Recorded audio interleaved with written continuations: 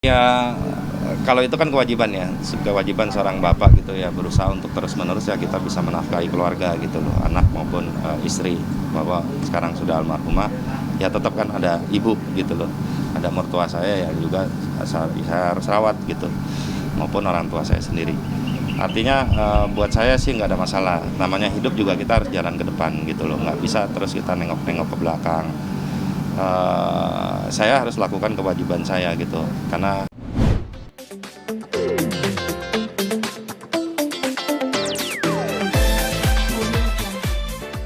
وسيل العزيز الرحيم لتنذر قوما ما أنذر آباؤهم إنا جعلنا في أعناقهم أغلالا فهي من بين أيديهم سدا ومن خلفهم يبصرون وسواء عليهم فبشره بمغفرة ونحن نحيي الموتى مثلا أصحاب القرية إذ جاءها المرسلون قالوا ما أنتم إن أنتم إلا تكذبون إليكم لمرسلون ولئن لم تنتهوا لنجمدين قالوا طائركم Ya, kamera Rob. Hari ini saya jelaskan ada acara apa? ya hari ini persis 11 April adalah hari 40 harian ya mendiang almarhumah Rina Gunawan. Jadi tadi pagi kita ada dari adik-adik hafiz Quran bersama para ustadznya. Terus siang tadi setelah sholat zuhur dilanjutkan oleh tahlilan dan yasinan bersama ustazah khusus untuk ibu-ibu gitu. Yang datang hari ini siapa aja tadi? Yang datang adalah kerabat dan keluarga terdekat. Jadi memang kami sengaja tidak mengundang banyak teman atau khalayak ramai karena tetap aja kita harus menjaga protokol kesehatan. Jadi kita batasi lah.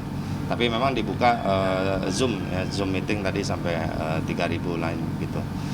Ini acaranya sampai jam berapa, Mas? Sampai saat ini sih pengajian untuk yang sesi yang ibu-ibu gitu, untuk yang perempuan sudah selesai. Terus nanti malam akan dilanjutkan oleh yang bapaknya gitu loh. Jadi yang khusus yang laki-laki aja, laki-laki nanti malam pada Isya gitu. Sebelum pengajian ini sempat jar dulu nggak sih? Ya, sempatnya Belum, karena saya juga kemarin juga masih kerja, terus hari ini juga kita masih repot. Rencananya memang besok setelah sholat subuh mungkin kita baru buka. Memang saat ini memang lagi padat sekali gitu di pemakaman gitu. Mas, ini kan menjelang Ramadan gitu. Iya. Ini berbeda dengan tahun-tahun sebelumnya. Seperti apa nih? Pertama ya udah pasti berbeda ya karena nggak ada mendiang terus. Tapi ya saya sama keluarga sama anak-anak berusaha untuk menjalani aja sebaik-baiknya gitu ibadah. Terus apalagi juga saya baru aja menerima kontrak sinetron yang baru gitu. Jadi kemungkinan besar Ramadan ini full saya ada di lokasi syuting gitu. Mas, tapi apa sih kira-kira apa yang bakal jadi merindukan Mas di bulan Ramadan ini? Ya pasti kan masalah kebersamaan ya bersama almarhumah tempo hari. Jadi saya juga belum tahu gitu loh. Saya belum tahu karena kita harus menjalankan dulu kan ibadah Ramadannya, bagaimana kondisi sahurnya karena selama 20 tahun lebih gitu setiap sahur kan kita selalu bersama setiap sahur gitu loh. 99% itu pasti bersama. Jadi pasti ada rasa kehilangan bagi kami. Mas, momen apa sih di bulan Ramadan yang selalu bulan puasa? Iya. Momen-momen apa gitu maksudnya? Saat bulan Ramadan. Memang terutama di bulan Ramadan, jadi momen yang terpenting buat kami adalah momen sahur sebenarnya. Jadi karena di saat sahur lah kita tuh bisa berkumpul kan, semua sudah lepas daripada aktivitas gitu dan akan memulai aktivitas yang baru. Jadi sedang sahur atau sedang halangan, pokoknya sahur bangun gitu loh. Jadi momen itu yang setiap tahun tuh kita rayakan bersama lah. Jadi ya ini adalah tahun yang baru buat saya dan anak-anak gitu. Mas, setiap bulan puasa pastinya tadi selalu buatin masakan. Ya. Kenangan apa Mas? Biasanya masakan khas. Masakan yang selalu dibikinin sama favorit Mas. masakan yang Favorit. Artinya kalau saya sih pribadi kan makannya nggak susah ya. Jadi artinya di saat bulan Ramadan justru saya minta makanan yang nggak terlalu berat gitu loh. Dan dia juga pasti akan menyiapkan sayuran bening gitu. Jadi yang ringan aja buat saya. Tapi ada satu hal bahwa yang menjadi kesukaan kita tuh biasanya yang selalu beliau siapkan itu rendang biasanya. Karena rendang itu kan awet, kita bisa panasin terus-menerus makin enak gitu loh. Jadi ya momentumnya adalah menghabiskan rendang sampai gurih, sampai kenikmatannya hilang. Tapi Mas, tahun ini kan baru ada kontrak juga gitu kan. Iya. Tapi memang menyibukkan diri untuk beraktivitas dan gerak sedikit melupakan maksudnya untuk kegiatan tersebut atau seperti apa? Enggak, sama sekali enggak. Jadi tempo hari juga saya bicara sama produser juga, sama casting directornya. Saya pikir kasih saya momen waktu untuk saya selesaikan 40 hari ini, karena biar saya jalankan ini. Tapi ya mereka terus lobbying terus melakukan pendekatan sehingga saya harus syuting 2-3 hari yang lalu gitu loh, untuk ambil promo aja, karena untuk di bulan Ramadan kan tayangannya. Jadi nanti tanggal 1 Ramadan itu saya sudah mulai terus syuting nonstop gitu loh. Mas, dari anak-anak sendiri ya mungkin Mas kan suka nyari anak-anak seperti nggak punya waktu. Iya, jadi nah itu kan pertanyaan yang penting. Artinya saya juga belum tahu gitu loh kondisinya. Kalau dulu kan pasti ada istri gitu yang bisa menemani anak-anak. Yang saya harapkan adalah sekarang anak-anak bisa ya bersama neneknya atau paling enggak sama saudara-saudara atau sama sahabatnya. Jadi yang bisa menemani mereka untuk sementara waktu. Karena saya udah pasti pagi sampai malam gitu loh, pasti ada di lokasi syuting gitu. Mas, untuk para sendiri tentang memang harus dinafkahi anak-anak ini seperti apa sih Mas? Karena kan sekarang jadi heboh nih gitu kan, gara-gara dirimu memang harus kerja kayak benar-benar kerja untuk anak sekarang, bukan begitu lagi. Seperti apa nih? Iya, kalau itu kan kewajiban ya, kewajiban seorang bapak gitu ya, berusaha untuk terus-menerus ya kita bisa menafkahi keluarga gitu loh, anak maupun istri.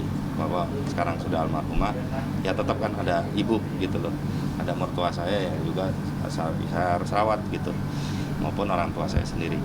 Artinya buat saya sih nggak ada masalah, namanya hidup juga kita harus jalan ke depan gitu loh, nggak bisa terus kita nengok-nengok ke belakang. Saya harus lakukan kewajiban saya gitu, karena ada permintaan juga, saya harus berusaha untuk memenuhi apa yang menjadi permintaan itu untuk saya terus syuting gitu, menghibur masyarakat. Mas, soal permintaan almarhum yang mewakafkan Al-Quran, Ya. nah itu gimana Mas? Kelanjutan dan berjalan? Ya alhamdulillah, jadi sebenarnya waktu almarhum mewakafkan Quran itu memang belum lama sih kejadiannya, waktu itu sama Ustadz Zaki Mirza ya. Dan sekarang alhamdulillah gitu, karena hubungan pertemanan yang baik yang selalu kita pelihara, bahwa Ustadz Zaki Mirza juga dan tim mereka mewakafkan Quran sebanyak 200 lembar lebih di sini, 200 Quran lebih gitu loh, untuk acara 40 hariannya almarhumah. Jadi ya Allah, ini ya saya cuma bisa bersyukur gitu bahwa ya hubungan baik, terjadi hubungan baik lagi gitu. Mas, bicara 11 April ini ada yang Ya. hari 22 tahun pernikahan. Iya. Seperti apa? Mungkin gimana? Ada kerinduan tersendiri mungkin Mas, biasanya Ah. selalu dirayakan bersama. Iya. Hari ini saya menikmati saja, artinya bagaimana suasana pengajian, terus tadi bersama adik-adik dari Hafiz Quran dan khatam Quran bersama tadi di sini juga. Saya menikmati bahwa ini satu hal yang lain lah yang pernah saya jalanin dalam hidup, artinya pengalaman saya yang baru, yang ya paling nggak sudah saya berusaha untuk lewatkan gitu loh, gitu.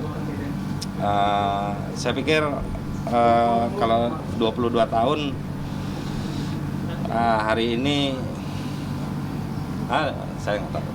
Mengenang perjalanan Jadi pengantin lah, pengantin saya. Ibaratnya tahu pengantin apa. mengenang perjalanan cinta yang dipisahkan oleh maut seperti apa? Itu melihat Karina ini sebagai cinta sejatinya saya sendiri nggak sih? Saya satu-satunya istri saya gitu loh artinya. Jadi ya bahwa sampai maut memisahkan, bahwa kita sudah menjalankan apa yang menjadi janji, ucap janji saya maupun almarhumah gitu loh. Sebisa-bisanya kita jalankan. Artinya bahwa itu menjadi yang terbaik. Kita berdoa, saya pribadi berdoa yang memohon yang terbaik kepada Yang Maha Kuasa gitu. Namun juga saya kan percaya bahwa di luar sana juga banyak yang rumah tangga yang terbaik gitu, yang mungkin tidak terekspos, tapi saya juga banyak belajar dari mereka. Tapi momen-momen seperti apa sih dari pacaran, nikah sampai punya anak sekarang yang nggak bisa dilupain tuh momen-momennya? Kalau momen adalah kalau dibilang tuh, kalau ada lagunya dulu di DJ Bahasa Kalbu ya? Iya benar ya? Iya. Jadi saya tuh berdua sama almarhumah, jadi kita komunikasi sudah pakai kolbu gitu. Ibaratnya saya pulang syuting, saya capek, tiba-tiba saya mau makan siomay. Tiba-tiba di rumah udah ada siomay di atas meja makan. Tiba-tiba saya mau makan roti. Saya mau makan spesifik, misalnya pizza gitu, spesifik mereknya ada di tempat gitu loh. Tanpa harus bicara. Jadi artinya saya percaya bahwa hubungan batin itu sangat kental gitu kalau kita yakin dan percaya gitu. Biasanya ada acara konser perayaan seperti itu yang merayakan anniversary biasanya? Enggak, ya. Apalagi sayanya kan orangnya yang agak canggung sama keramaian. Jadi pasti kami nggak ada perayaan secara khusus. Paling biasanya kita makan aja bersama keluarga gitu loh. Jadi ya menikmati kekeluargaan aja, kan orang lain belum tentu tahu apa yang kami rasakan. Tapi momennya dari pacaran sampai nikah sampai sekarang tuh yang lucu gitu, yang unik, yang selalu diingat tuh apa sih di perjalanan cinta kalian gitu? Ya kita selalu bercanda gitu loh. Artinya dalam momentum apapun gitu loh. Di saat saya nyetir, dia sedang di sebelah, atau kita sedang pergi bagaimana. Jadi momen-momen itu setiap hari, setiap saat, setiap kita jalan itu pasti kita ciptakan ada momen-momen baru gitu loh. Entah tertawa, entah apa, pokoknya kita ciptakan. Artinya satu hal, ada satu kata gitu. Kami menciptakan dan menuju keluarga yang bahagia, itu aja. Jadi kebahagiaan yang jadi tagline-nya buat kami gitu loh. Mas tadi sendiri kan anak perempuan yang ini yang apa namanya, yang memberikan sambutan juga di depan. Iya. Jawabnya memang menjadi kamu sekarang harus berani seperti apa sih? Untuk kayak kasih tahu ke anak gitu gimana sih? Iya, karena kebetulan kan pengajiannya tadi sama ibu-ibu yang perempuan, jadi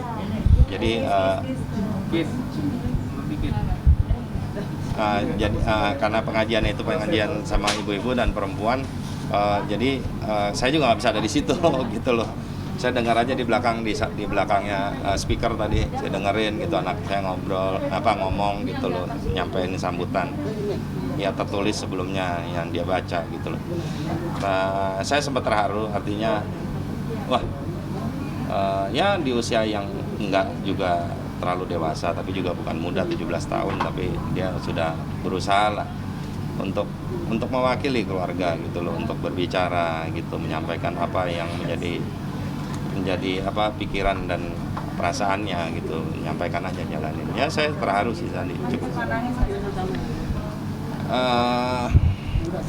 Putri saya mungkin ya, saya nggak pernah tahu, tapi alhamdulillah belakangan sih, alhamdulillah anak-anak saya sudah semakin kuat dan sudah mulai terbiasa gitu loh, bahwa ini pun semua juga kita harus lalui gitu.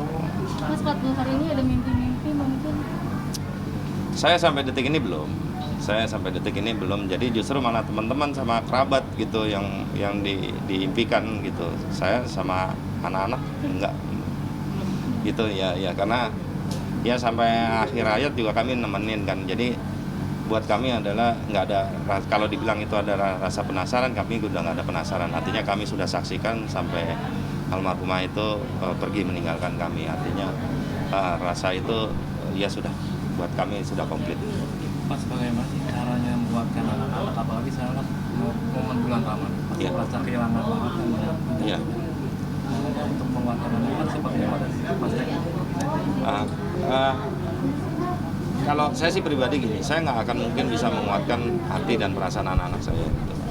Saya bukan yakin dan percaya akan hal itu. Artinya mereka harus menemukan satu formulasi gitu, bagaimana bisa mereka menguatkan dirinya gitu loh. Seperti saya juga, apa yang saya lakukan sekarang adalah saya mencari cara untuk bisa menguatkan diri saya. Karena kami kalau dibilang kuat pasti kami nggak kuat, sama sekali kami nggak kuat gitu loh. Kami nggak siap. Tapi kami kan harus jalankan kehidupan ini berlanjut gitu ke depan. Dan bahwa momen komunikasi yang kami bangun sampai saat ini itulah mungkin yang menguatkan gitu loh, bahwa ada saudara, ada alim ulama, ada kiai yang selalu mendampingin kami, yang menyampaikan hal-hal yang baik, itu yang membuat kita ya refresh. Jadi membuat kita mempunyai semangat baru. Mas, hikmah terbesar apa nih Mas untuk 2 kali di bulan Ramadan ini kita masih dalam masa pandemi saat ini? Hikmahnya apa?